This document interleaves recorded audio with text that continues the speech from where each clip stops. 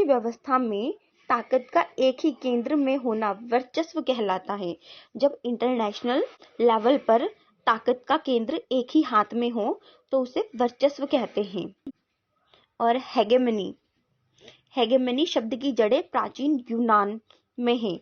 इस शब्द से किसी एक, ये जो वर्चस्व शब्द है, इससे किसी एक राज्य के नेतृत्व या प्रभुत्व का बोध होता है।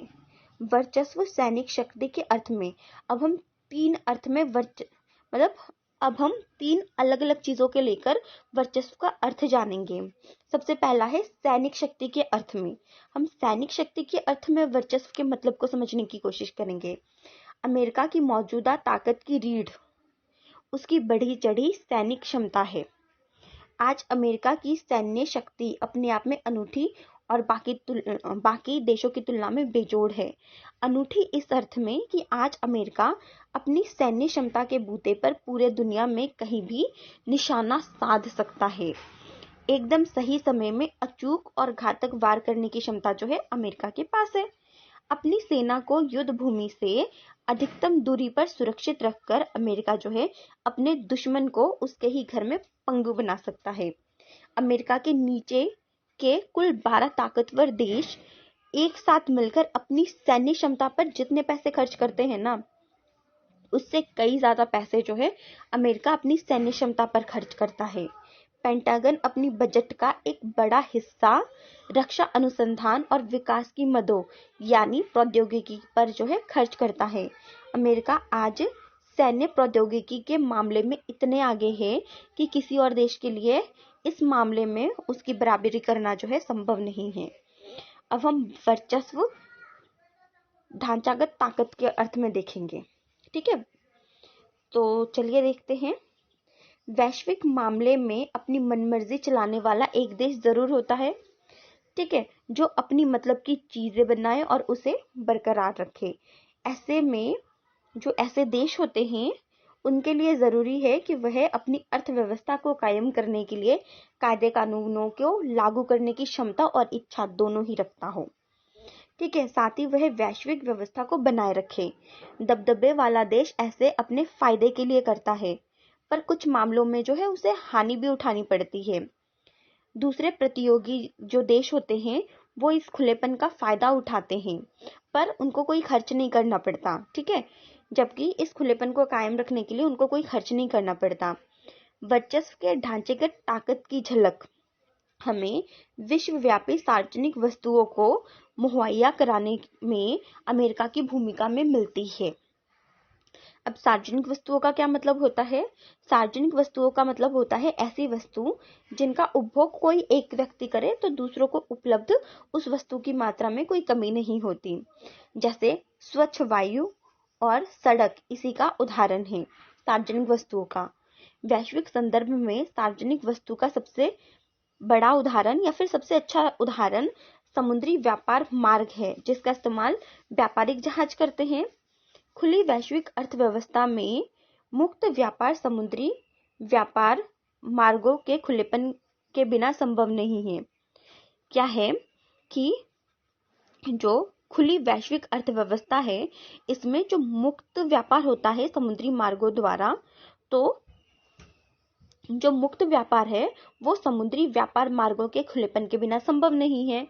दबदबे वाला देश अपनी जो नौसेना की ताकत है उससे समुद्री व्यापार मार्गों में आवाजाही के कुछ जो नियम है वो तय करता है और अंतर्राष्ट्रीय समुद्र में बिना रोक टोक के, मतलब अंतर्राष्ट्रीय स्तर पर समुद्री मार्गों से जो है बिना रोक टोक आवाजाही को जो है सुनिश्चित करता है। दूसरे विश्व युद्ध के बाद अमेरिकी नौसेना की उपस्थिति जो है लगभग सभी महासागरों में है। सार्वजनिक वस्तुओं के रूप में हम दूसरा उदाहरण जो है इंटरनेट का ले सकते हैं। इंटरनेट जो है अमेरिकी सैन्य अनुसंधान परियोजना का ही परिणाम है। यह परियोजना कब शुरू हुई थी? 1950 में। आज भी इंटरनेट उपग्रहों के एक वैश्विक तंत्र पर निर्भर करता है और इसमें जो अधिकांश उपग्रह है वो किसके हैं? वो अमेरिका के हैं। अमेरिका दुनिया के हर हिस्से, वैश्विक अर्थव्यवस्था के हर क्षेत्र और प्रौद्योगिकी के हर क्षेत्र में मौजूद है। मोस्टली हर दुनिया के हर देश में अमेरिका का हमें कुछ ना कुछ देखने को मिल ही जाता है। विश्व की अर्थव्यवस्था में अमेरिका की जो हिस्सेदारी है वो कितना है, 28%, सिर्फ अमेरिका का ही। दूसरे विश्व युद्ध के बाद जो है ब्रिटेन वुड्स प्रणाली शुरू हुई थी। अब ये ब्रिटेन वुड्स प्रणाली क्या है, इसके बारे में एक अलग सा वीडियो बनाएंगे, क्योंकि फिर वो अलग टॉपिक और बहुत लंबा हो जाएगा। ठीक है, आप बस इतना जान लीजिए कि ब्रिटेन वुड्स प्रणाली के बाद ही जो है विश्व बैंक, अंतर्राष्ट्रीय मुद्रा कोष या WTO अस्तित्व में आया था। ठीक है, तो अमेरिका द्वारा कायम ये प्रणाली आज भी विश्व की अर्थव्यवस्था की बुनियादी संरचना का काम कर रही है। विश्व बैंक, अंतर्राष्ट्रीय मुद्रा कोष और विश्व व्यापार संगठन को हम अमेरिकी वर्चस्व का परिणाम मान सकते हैं। अमेरिका का ये मानना है कि जो व्यवसाय है वो एक पेशा है। ठीक है, जो किस पर निर्भर करता है, कौशल, स्किल पर निर्भर करता है। और इन स्किलों को हम कहाँ से सीख सकते हैं, इनको हम विश्वविद्यालय से जो है सीख सकते हैं। यूनिवर्सिटी ऑफ पेंसिल्वेनिया में वॉर्टन स्कूल के नाम से जो है विश्व का पहला बिजनेस स्कूल खुला। और इस स्कूल की स्थापना कब हुई, 1981 में।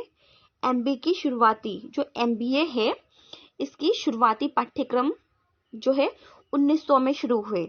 अमेरिका से बाहर MBA के किसी भी पाठ्यक्रम की जो शुरुआत है वो 1950 के बाद ही हो सकी। आज दुनिया का कोई भी ऐसा देश नहीं है जहां MBA जो है एक प्रतिष्ठित डिग्री के रूप में जो है स्थापित ना हो। तो इस प्रकार से हम देख सकते हैं कि अमेरिका ने जो है हर क्षेत्र में जो है अपना वर्चस्व जो है कायम कर रखा है, किसी ना किसी रूप में। अब हम वर्चस्व सांस्कृतिक अर्थ में देखेंगे। वर्चस्व का अर्थ, ये जो वर्चस्व का सांस्कृतिक अर्थ है, इसका रिश्ता सहमति गढ़ने की ताकत से है। यहाँ वर्चस्व का अर्थ सैनिक, राजनीतिक और खासकर विचारधारा के धरातल पर किसी वर्ग का दबदबा, मतलब विचारों से जो है किसी को अपने वश में कर लेना, किसी पर जो है दबदबा बनाना। कोई देश अपने प्रभुत्व में रहने वाले देशों को इस तरह से सहमत कर सकता है कि वह दुनिया को उसी नजर से देखे जिस नजर से प्रभुत्वशाली देश देखता है। इससे प्रभुत्वशाली देश का जो है दबदबा कायम रहता है। क्या होता है कि जो प्रभुत्वशाली देश होता है वो क्या करता है कि अपने जो प्रभुत्व में, मतलब जो प्रभुत्वशाली देश है उसके अंदर जितने देश है या उससे कमजोर जो देश है, उन देशों को इस प्रकार से सहमत कर लेता है अपनी विचारधाराओं के द्वारा कि वो जो कमजोर देश है या उसके नीचे अंडर जो देश है, वो देश जो है पूरी वर्ल्ड को उसी नजरिए से देखने लगता है जिस नजरिए से प्रभुत्वशाली देश देखता है। ठीक है, इससे क्या होता है, इससे प्रभुत्वशाली देश का जो दबदबा है वो कायम रहता है। प्रभुत्वशाली देश केवल सैन्य शक्ति से काम नहीं करता, बल्कि अपने प्रतिद्वंदी और अपने से कमजोर देश के बर्ताव को इस तरह प्रभावित करता है जिससे कि ताकतवर देश के जो है हित साधन हो सके। ठीक है, यहाँ पर जोर जबरदस्ती का काम भी किया जाता है, पर रजामंदी का काम भी होता है। ठीक है, जोर जबरदस्ती से ज्यादा रजामंदी का काम जो है वो सबसे ज्यादा पावरफुल होता है। ठीक है, तो सांस्कृतिक अर्थ में वर्चस्व का मतलब होता है कि अपने से जो कमजोर देश है या जो पड़ोसी देश है या उसके अंडर जो देश होते हैं, उन देशों को अपनी बातों से इस प्रकार से सहमत कर लेना, उनकी रजामंदी ले लेना कि वो जो देश है वो पूरे वर्ल्ड को उसी नजरिए से देखे जिस नजरिए से प्रभुत्वशाली देश देखता है।